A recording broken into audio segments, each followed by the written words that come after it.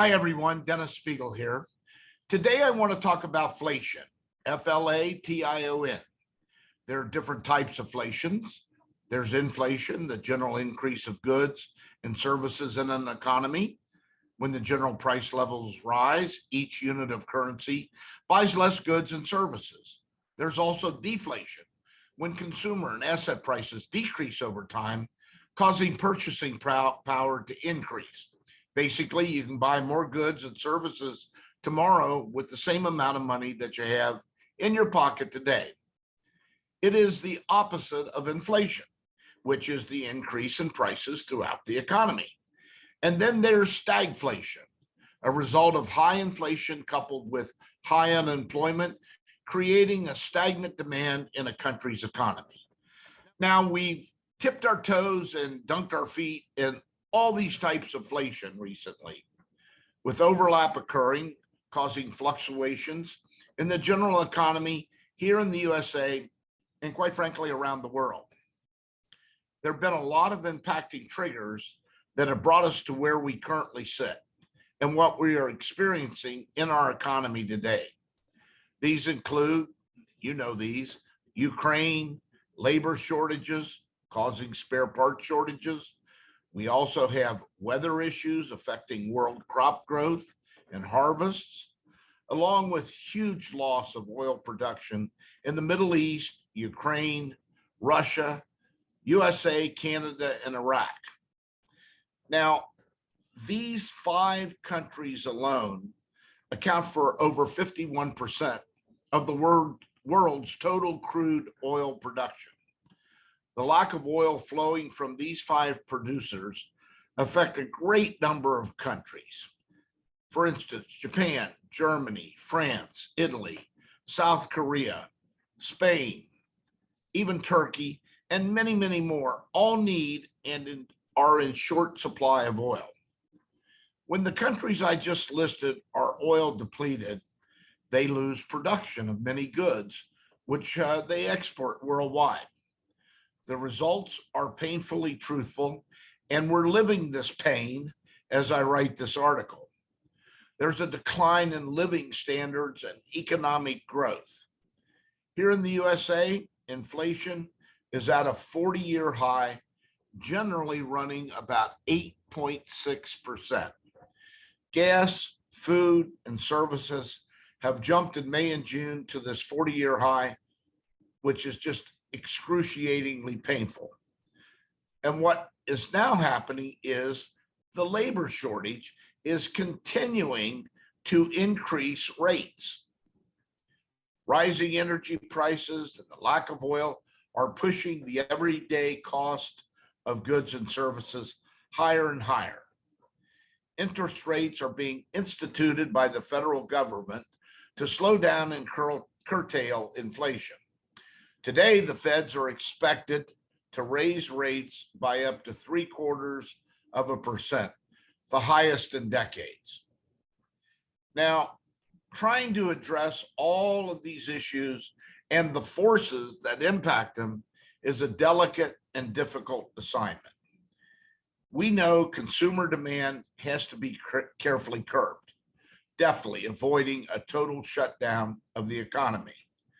We saw COVID have an enormous impact on shutdown of manufacturers, which kept them from keeping up with the demand because of workers sick and out of the office.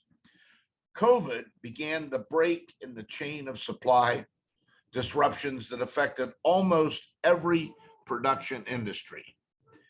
It's still affecting our industry. Talking to suppliers, roller coasters, water slides, dark rides, flat rides, the plush we give away, general merchandise we sell, have been all affected.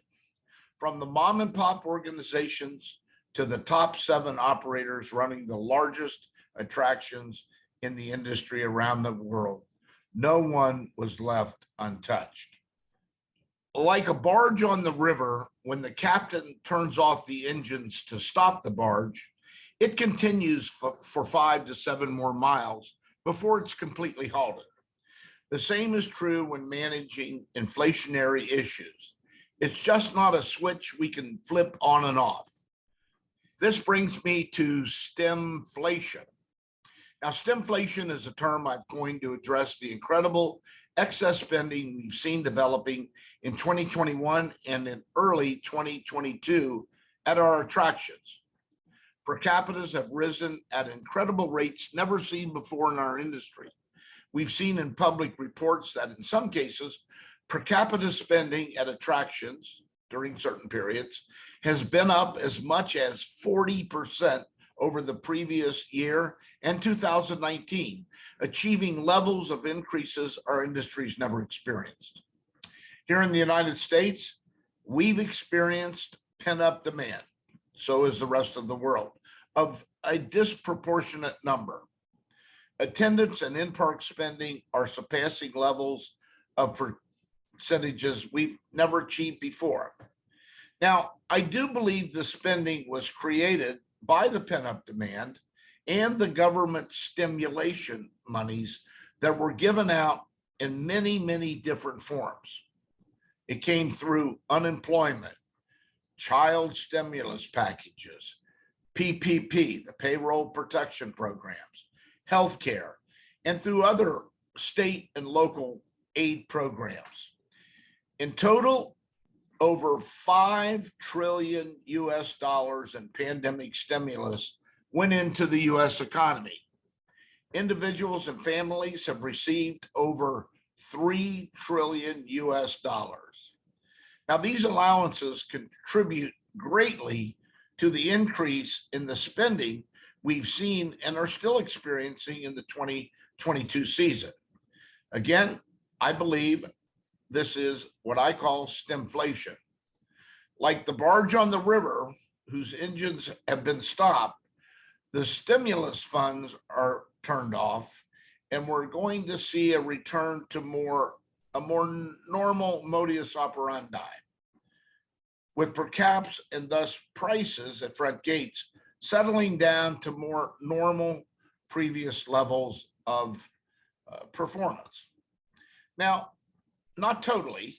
I would predict that because of some of the new efficiencies we've learned and caused to be implemented as a result of COVID and the cutbacks we've endured, such as touchless, cashless programs, they're here to stay, and they have invigorated spending, particularly in the food and beverage area and the merchandise area.